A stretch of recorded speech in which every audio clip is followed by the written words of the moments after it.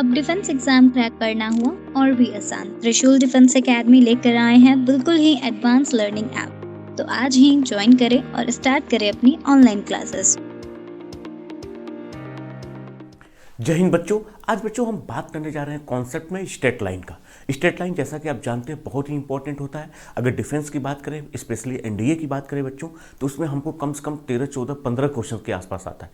और अगर आप एयरफोर्स नेवी की बात करेंगे तो उसमें भी कम से कम 2, 3, 4 क्वेश्चन जरूर आते हैं। तो आज हम लोग इसके कॉन्सेप्ट के बारे में बात करेंगे, जैसा कि एक कॉन्सेप्ट बहुत ही इंपॉर्टेंट होने वाला है। आइए अब इसमें हम लोग कुछ सेलेक्टेड चीज़ें ही लेकर आए हैं। जैसा कि आप स्क्रीन पे देख रहे हैं, आपकी स्क्रीन पे सबसे पहले दिख रहा है सेक्शन फार्मूला। सेक्शन फार्मूला क्या कहता है? सेक्शन फार्मूला ये होता है प्यारे बच्चों, ये कह रहा है कि अगर कोई एक लाइन है, सपोज करिए एक लाइन है कोई ए बी, ठीक है, ए है और ए बी है। इसका कोऑर्डिनेट अगर आपका लिखा है x1 कामा y1 और इसका लिखा है प्यारे बच्चों आपका x2 कामा y2। कोई एक पॉइंट सपोज करिए P है जो इन दोनों के बीच में है।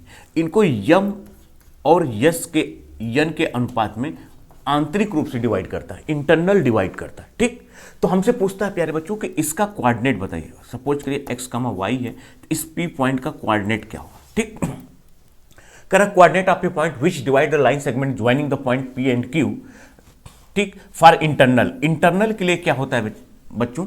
यहां पे देखिए, यहां पे m1 h2 plus m2 x1 अपन m1 plus m2, m1 y2 plus m2 y1 अपन m1 प्लस m2। तो यहां पे देखिए प्यारे बच्चों, जब आप देखिए दिमाग में, तो अब यहां से हम लोग x बराबर क्या लिखेंगे?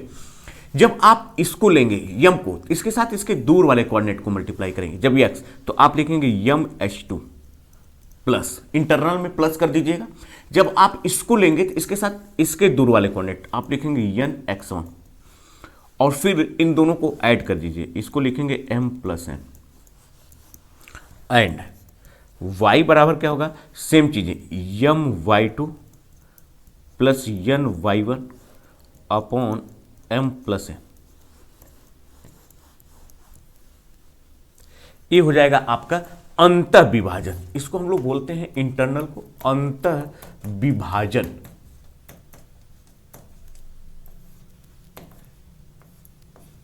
इसको हम लोग बोलते हैं अंतः विभाजन। क्या बोलते हैं? अंतः विभाजन। ठीक है, चलिए अब इसी में स्टैंडर्ड डिवीजन की बात अगर हम लोग करते हैं, स्टैंडर्ड डिवीजन में क्या होगा आपका? यहां पे देखिए बाह्य विभाजन क्या होगा? इधर देखिए, सपोज करिए कि एक पॉइंट P है और एक पॉइंट Q है। हमने पॉइंट इस बार चेंज कर दिया, इसको कोई एक पॉइंट सपोज करिए यस है,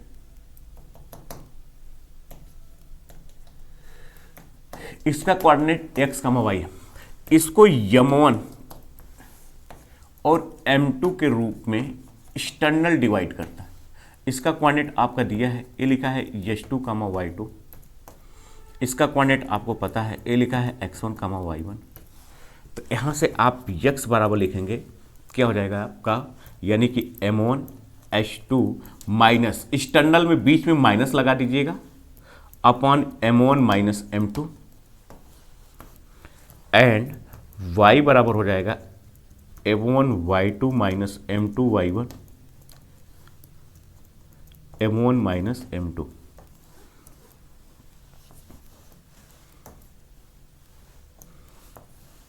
ठीक, तो इस तरह से आप इसका एक्सटर्नल डिवीजन अर्थात बाह्य विभाजन कैसे करेंगे? अर्थात इन दोनों पॉइंट को मिलाने से जो लाइन सेगमेंट बनेंगे, इस पे एक पॉइंट होगा जो इसके बाहर है, वो इनको बाह्य रूप में किस रेशियो में डिवाइड करेगा? हमने मान लिया m1 अपान m2 के रेशियो में डिवाइड करेगा। तो इस कोऑर्डिनेट का, इस पॉइंट का कोऑर्डिनेट क्या होगा? अर्थात x बराबर क्या होगा, y बराबर क्या होगा? ठीक है, तो आपका यहां पे देखिए आंसर लिखा हुआ है। चलिए अब इसमें कुछ और पॉइंट पे हम लोग फोकस करते हैं। अब इधर देखिए, कर the coordinate of the mid point. ठीक, जब coordinate of the mid point की अगर हम लोग बात करेंगे प्यारे बच्चों, तो यहां पे इनके बीच में क्या हो जाएगा? प्लस। थोड़ा सा प्रिंट हो गया है, मिस्टेक हो गया है। तो देखिए जब मिड पॉइंट की बात करेंगे, जैसे मिड पॉइंट मतलब क्या है? जो बीच में हो, ए पॉइंट ए है, सपोज करिए ए पॉइंट बी है, इनके बीच में एक पॉइंट पी होगा, तो ये दोनों आपस में क्या होंगे? इक्वल। इसका कोऑर्डिनेट लिखा है x1 कामा y1, इसका लिखा है h2 कामा y2 और इसका कोऑर्डिनेट लिखा है x कामा y। तो देखिए इसका मतलब कि AP और पी बी, इनका रेशियो सेम होना चाहिए, सेम मतलब समान। ठीक, तो अब यहां से देखिए आपका x बराबर क्या हो जाएगा आपका, यानी कि x1 plus h2/2 and y बराबर क्या हो जाएगा आपका y1 प्लस y2/2। ठीक है, a mid point, mid point division, मध्य बिंदु का। ठीक, अगर इस पॉइंट पे कोई एक, इस लाइन को अगर हम लोग इसको इस तरह से भी सॉल्व कर सकते हैं। सपोज करिए कि जो ये लाइन सेगमेंट है आपका ए बी, इस पे एक कोई पॉइंट भी है जो इसको लेमडा रेशियो 1 में डिवाइड कर रहा है। इसका कोऑर्डिनेट है x1 कामा y1, इसका कोऑर्डिनेट है h2 कामा y2 और इसका कोऑर्डिनेट है x कामा y। तो यहां से आप x बराबर क्या लिखेंगे, ये लिखेंगे lambda h2 plus 1 into x1 upon lambda plus 1 and y बराबर आपका हो जाएगा lambda y2 plus 1 into y1 upon lambda plus 1। यानी कि आप यहां से पॉइंट P के कोऑर्डिनेट को अगर आप निकालना चाहते हैं, हमने कहा कि m1 और m2 के रेशियो में डिवाइड करके लेमडा रेशियो 1 के रूप में डिवाइड करता है। तो आप यहां पे इसको कैसे लिख सकते हैं, इसको आप लिख सकते हैं यानी कि x बराबर आपका हो जाएगा, x बराबर हो जाएगा लेमडा टाइम्स, लेमडा लिखेंगे इससे दूर वाला, lambda h2 plus 1 into x1 upon lambda plus 1। ये हो जाएगा आपका आंतरिक विभाजन। ठीक, अगर आप एक्सटर्नल की बात करेंगे तो इनके बीच में आप सिर्फ और सिर्फ क्या कर देंगे, माइनस लगा देंगे। ठीक है, इससे फायदा क्या होता है कि जैसे हमने कह दिया कि आपको एक कोऑर्डिनेट दिया है, एक कोऑर्डिनेट दिया है, ए दिया है, अब पूछेगा इसको किस रेशियो में डिवाइड कर रहा है। ठीक, मान लीजिए इसका सिर्फ x कोऑर्डिनेट दिया है, y नहीं दिया है, कह रहा है x एक्सिस पे किस रेशियो पे डिवाइड करेगा। आपको क्या करना, आप लेमडा संबंध 1 मान लेंगे, लेमडा और 1 का अनुपात मान लेंगे। इससे क्या होगा, आपको एक कैलकुलेशन करना पड़ेगा और एक कैलकुलेशन से बहुत ही इजी तरीके से आप क्या करेंगे, अपने आंसर को ट्रिक कर देंगे। ठीक, चलिए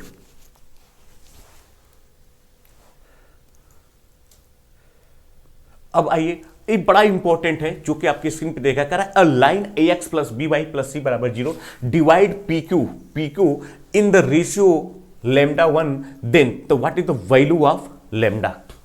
ठीक है, कह रहा है a line ax plus B Y plus C बराबर 0 divide PQ in the ratio lambda संबंध 1, then what is the value of lambda. कह रहा कोई एक लाइन है, सपोज करिए एक लाइन है ये PQ, सपोज करिए ये लाइन है आपकी PQ। ये लाइन है आपकी PQ, P और Q पॉइंट से पास आउट हो रहा, इसका कोऑर्डिनेट लिखा, इसका इक्वेशन लिखा है ax plus B Y plus C बराबर 0। ठीक, अब इस लाइन को PQ इन द रेशियो इतना, अब मान लीजिए कोई एक लाइन है, कोई भी एक लाइन आपने ड्रॉ कर दिया, इसको लेमडा संबंध 1 के रेशियो में डिवाइड कर रहा है। जैसे मान लीजिए हमने इसको एक लाइन है, कोई एक लाइन मान लीजिए A है, अब इस लाइन को A लेमडा संबंध 1 के रेशियो में डिवाइड कर रहा है। तो अब हमसे पूछ रहा है यहां से कि what is the value of lambda. ठीक, तो आपको एक पॉइंट ए है और एक पॉइंट ए है, मान लीजिए ए है, ए बी है, तो आपको कुछ नहीं करना, लेमडा बराबर आगे माइनस लगा दीजिएगा, ax1 plus by1 plus C upon ax2। आप यहां से लिख सकते हैं ए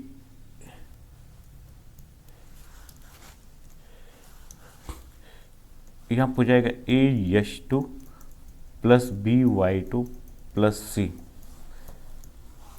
तो लेमडा की जो वैल्यू होगी आगे माइनस लग जाएगा, ax1 plus by1 plus C upon ax2 plus by2 plus C. यहाँ से डायरेक्ट आप लेमडा की वैल्यू फाइंड आउट कर सकते। कह रहा x divide PQ in the ratio, यानी कि x एक्सिस इस PQ को किस रेशियो में डिवाइड करेगा।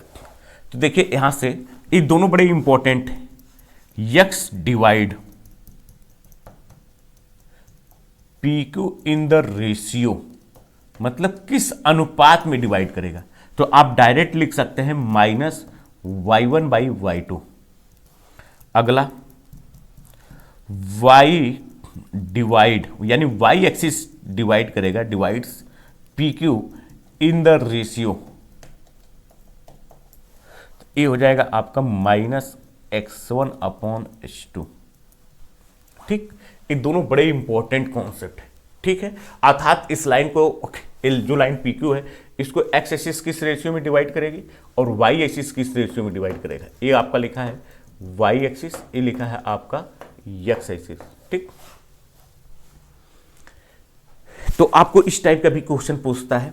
चलिए अगला कॉन्सेप्ट देखिए, जैसा कि आप स्क्रीन पे देख रहे हैं, कह रहा if P divide AB internally in the ratio m और n के रेशियो में, और Q डिवाइड AB इसको 72 रूप में डिवाइड करता है m और n के रेशियो में, देन P और Q are two set harmonic conjugate.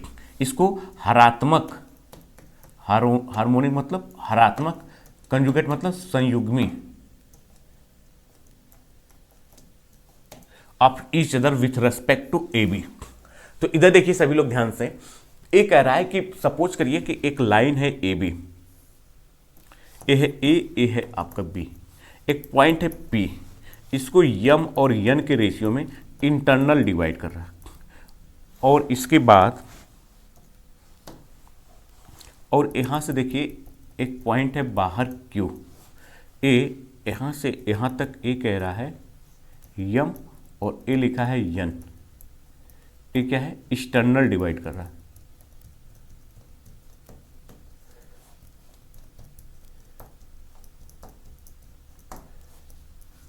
ठीक, इसको एक्सटर्नल डिवाइड कर रहा है। तो हम लोग यहां पे कहेंगे कि ये जो पॉइंट P है और ये जो पॉइंट Q है, ये AB का क्या होगा, हरात्मक कंजुगेट। हरात्मक कंजुगेट का मतलब ये हुआ कि हरात्मक माध्य, अर्थात यहां से आप लिख सकते हैं यानी कि 2/AB, यानी एक पॉइंट A हो गया, एक पॉइंट A हो गया और एक point A, 2/AB is equal to 1/AP plus 1/AQ। ये बहुत ही इंपॉर्टेंट रिजल्ट। ठीक, और जहां पे आपका AP और AB एंड और जो AQ, अर्थात यहां पे देखिए, अर्थात मैं ये बताना चाह रहा हूं कि जो यहां से यहां तक है AP, फिर इसके बाद यहां से यहां तक AB, फिर इसके बाद A से Q तक AQ, ये क्या है, किसमें होगा, R in HP, R in HP। HP का मतलब क्या हुआ कि एक इसमें होगा हरात्मक श्रेणी में, हरात्मक श्रेणी। ठीक, ये किसमें होगा, हरात्मक श्रेणी में होगा। ठीक है, चलिए ये बड़ा इंपॉर्टेंट। आइए अब हम लोग नेक्स्ट कॉन्सेप्ट की बात करते हैं। प्यारे बच्चों देखिए बड़ा ही इंपॉर्टेंट है, करा important point to be remember. करा एक ट्राइंगल है, कोई एक ट्राइंगल है ABC, कोई एक ट्राइंगल है AB और C। इसका कोऑर्डिनेट आपका लिखा है 8T1 का स्क्वायर कामा 2AT1, ये लिखा है 8T2 का स्क्वायर कामा 2AT2, और ये लिखा है 8T3 का स्क्वायर कामा 2AT3। ठीक, तो प्यारे बच्चों यहाँ से आपको पूछ रहा है कि इस ट्राइंगल ABC का क्षेत्रफल कितना होगा। तो क्षेत्रफल आप डायरेक्ट इनका, अब क्षेत्रफल निकालने के लिए हम लोग क्या करते हैं, इनके बीच की डिस्टेंस और यहाँ से इसके परपेंडिकुलर की डिस्टेंस, अलग अलग फार्मूला जानते हैं। लेकिन यहाँ पे क्या करना है, वो सब सारी चीज़ों को चेंज करने की ज़रूरत नहीं, उन सारी बातों को चेंज करने की ज़रूरत नहीं है। आप यहाँ से डायरेक्ट इसका ABC का क्षेत्रफल निकाल सकते हैं। आप डेल बराबर, यानी क्षेत्रफल डेल बराबर, आप जो ए लिखा है इसका स्क्वायर कर दीजिए ब्रैकेट में। अब देखिए T1 से T1 माइनस T2 इंटू, फिर आप लिख सकते हैं T2 माइनस T3, फिर आप लिख सकते हैं T3 माइनस T1, बस आपका डायरेक्ट आंसर। यानी कि 8T1 का स्क्वायर है, 2 लिखा है, 8T2 का स्क्वायर है, 2 लिखा है, 83 का स्क्वायर है, 283 लिखा है।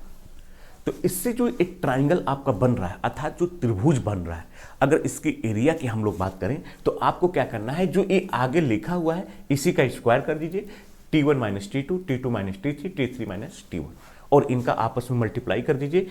यही जो रहेगा इसी की यूनिट का स्क्वायर, अर्थात इकाई का वर्ग, क्योंकि हम लोग जानते हैं कि त्रिभुज का जो क्षेत्रफल होता है उसकी जो यूनिट होती है, उसका जो मात्रक होता है यूनिट का स्क्वायर होता है। ठीक है, एक बहुत ही इंपॉर्टेंट फार्मूला है, इससे कई सारे क्वेश्चन पूछा है, इसको एकदम शॉर्ट ट्रिक के फॉर्म में हमने इसको डिराइव किया है, और यहाँ पे जो आपके सामने स्क्रीन पे ऐसे फार्मूले आप जल्दी कहीं पाएंगे नहीं।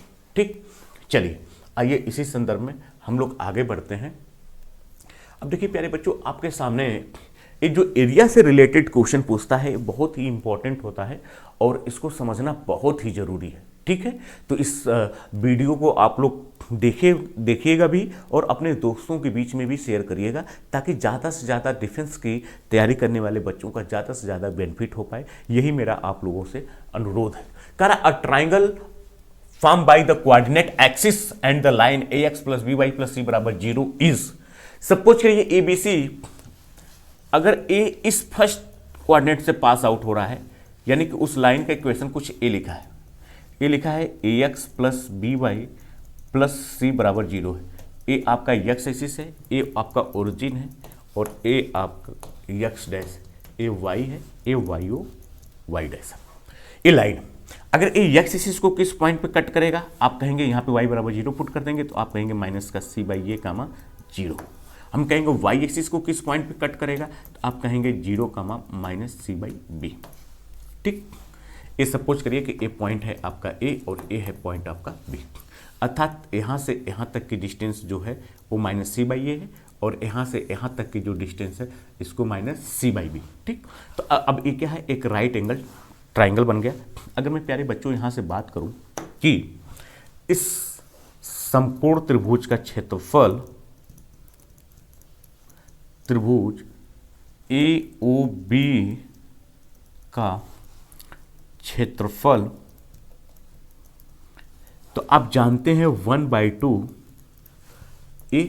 ए डिस्टेंस, तो आप कहेंगे minus c by A into A distance, आप कहेंगे कि माइनस c बाई बी। यहाँ से आपका हो जाएगा 1/2, ये हो जाएगा c स्क्वायर AB। इसी को आप लिख सकते हैं क्या, यानी कि c स्क्वायर अपॉन 2AB। तो प्यारे बच्चों, आपको कुछ करने की जरूरत नहीं है, और चाहें तो आप इसका मॉड भी लगा सकते हैं। क्यों? क्योंकि हम लोग जानते हैं कि जो क्षेत्रफल होता है वो हमेशा, उसकी जो वैल्यू होती है हमेशा क्या होती है, पॉजिटिव होती है। तो मैं यहाँ से आपको मैसेज क्या देना चाह रहा हूँ प्यारे बच्चों, कि अगर कोई भी इक्वेशन लिखा है जनरल लाइन का, एक सरल रेखा का कोई भी इक्वेशन लिखा है ax plus by plus c बराबर 0, तो अगर इसकी एरिया की बात करेगा तो जो कांस्टेंट है उसका स्क्वायर करिए, और x और y का जो कोफिशिएंट है उनका आपस में मल्टीप्लाई करके उसमें 2 से मल्टीप्लाई करके डिवाइड कर दीजिए, भाग दे दीजिए, वही हमको उस त्रिभुज का क्या हो जाएगा, क्षेत्रफल पता चल जाएगा। ये बहुत ही ब्यूटीफुल कॉन्सेप्ट है। ठीक, चलिए अब आइए, जैसा कि आप स्क्रीन पे देख रहे हैं, अगर ए बी साइड है, ए AC साइड है और ए BC साइड है, इसके मिड पॉइंट है DEF है। ठीक, तो देखिए इसको 4 इक्वल पार्ट में डिवाइड कर रहा है। ठीक है, तो अगर हम प्यारे बच्चों इस ट्राइंगल के एरिया की बात करें इस बड़े वाले ट्राइंगल के रिस्पेक्ट में, तो आपको कुछ नहीं करना है, एक सिंपल सी बात यह है कि यानी कि ट्राइंगल DEF का क्षेत्रफल, तो आप कहेंगे 1/4 इंटू त्रिभुज ABC का क्षेत्रफल, और यही हो जाएगा 1/4 into area of triangle ABC। ये हो जाएगा area of the triangle DEF।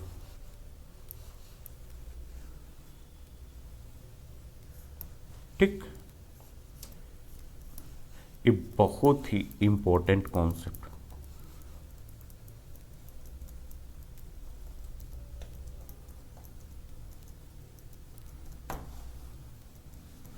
ठीक, ये बहुत ही इंपॉर्टेंट कॉन्सेप्ट है। ठीक है, चलिए आइए, ये सब सारी बातें आप दिमाग में रखिएगा प्यारे बच्चों।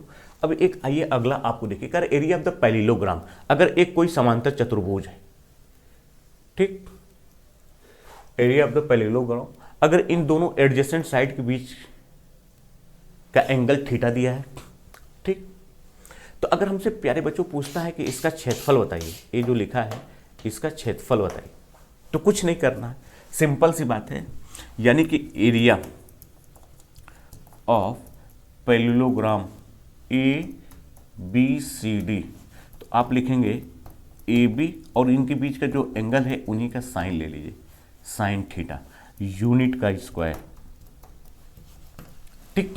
अर्थात अगर कोई पैरेललोग्राम है, अगर कोई समांतर चतुर्भुज है, ठीक है, अगर उनकी संलग्न दो भुजाएं एडजेसेंट साइड, इसको और इसको हम लोग बोलते हैं, ये जो साइड लिखा है और ए साइड, इसको हम लोग बोलते हैं संलग्न भुजाएं, अगर दिया है, इनके बीच का एंगल थीटा दिया है, तो इसकी एरिया क्या होगी, इन दोनों का मल्टीप्लाई करिए और इसके बीच के एंगल का साइन ले लीजिए, ठीक। तो यही हो जाएगा ए बी साइन थीटा, यही हो जाएगा आपका प्यारे बच्चों, ये हो जाएगा आपका ए बी साइन थीटा, अर्थात यही आपका लिखा है ए बी साइन थीटा। एकदम ध्यान दीजिए, एरिया हमेशा पॉजिटिव होती है तो आप चाहें तो मॉड लगा सकते हैं, ठीक, कोई दिक्कत नहीं, क्योंकि साइन थीटा की वैल्यू 0 से π/2 के बीच में होगी तो कोई दिक्कत नहीं है। तो इसलिए देखिए जो एडजेसेंट साइड है इनके बीच का जो एंगल है ये थीटा है, फर्स्ट क्वाड्रेंट में होगा तो इसका हमेशा वैल्यू पॉजिटिव आएगी, क्योंकि ये साइड है ए बी, अगर सेकेंड क्वाड्रेंट में भी चला जाएगा तब भी पॉजिटिव आएगा, क्योंकि हम लोग जानते हैं कि साइन की वैल्यू हमेशा क्या होती,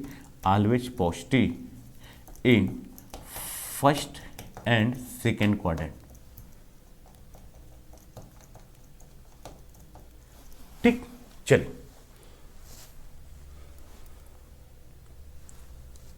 अब देखिए प्यारे बच्चों, ये कह रहा है कि एरिया ऑफ द पैरेललोग्राम, अब ये देखिए इसमें ये कह रहा है अगर यहां से इस पे परपेंडिकुलर ड्रॉ किया गया है और इसी वर्टेक्स से इस साइड पे परपेंडिकुलर डिस्टेंस ड्रॉ किया गया है, तब इसकी एरिया क्या होगी, मतलब इसके किसी एक वर्टेक्स से, ए हो गया, ए बी है, ए सी है, ए डी है, डी से ही इस साइड पे और इस साइड पे, इनकी दोनों साइड पे अगर परपेंडिकुलर डिस्टेंस P1 और P2 है और इनके बीच का एंगल अगर थीटा है, तो इसकी एरिया क्या हो जाएगी, area of parallelogram A B C D बराबर आपका हो जाएगा P1 into P2 upon sine theta,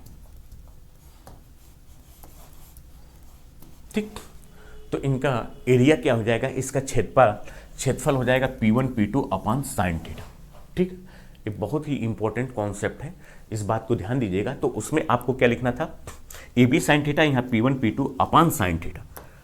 चलिए आगे देखिए, अब देखिए प्यारे बच्चों, यहाँ पे जो आपका नेक्स्ट है, कर the a general equation of ax² + 2hxy + 2by² + 2gx + 2fy + c बराबर 0। तो डेल बराबर होगा, इसकी एरिया आप निकालेंगे इतना, अगर इसकी वैल्यू 0 है तो a two pair of straight line को रिप्रेजेंट करेगा, यानी कि दो लाइन को रिप्रेजेंट करेगा, और इनके बीच का अगर एंगल मान लीजिए ए थीटा है, तो प्यारे बच्चों यहाँ से ये बहुत ही इंपॉर्टेंट है, tan थीटा बराबर आपका 2√h² - ab upon a + b,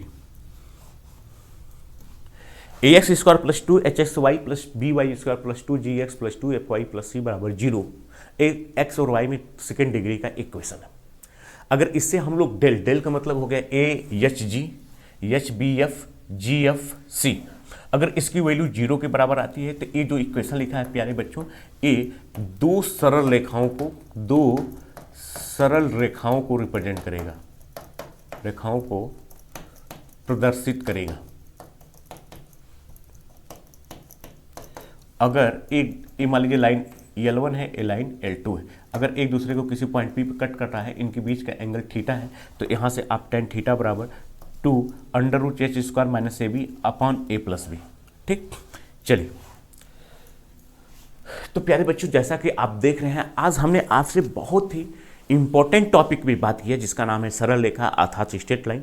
इसमें हमने कुछ उस चुनिंदे पॉइंट को उठाया है जिससे आपके एग्जाम में कम से कम 2-3 क्वेश्चन जरूर फंसेगा, 3-4 क्वेश्चन कम से कम, ठीक है। तो ऐसे ही आप लोग हमारे YouTube चैनल से बने रहिए, त्रिशूल डिफेंस एकेडमी के ऑनलाइन प्लेटफॉर्म से। किसी प्रकार का कोई भी अगर आपको प्रॉब्लम होती है तो आप कमेंट में या जो उस पर नंबर दिया गया है उस पर आप बात कर सकते हैं। अगर आप ऑफलाइन भी जुड़ना चाहते हैं तो हमारा ऑफलाइन भी बैच सिविल लाइन में चलता है, तो आप उसके लिए भी संपर्क कर सकते हैं। ठीक है, तो प्यारे बच्चों आज के लिए इतना ही। जय हिंद।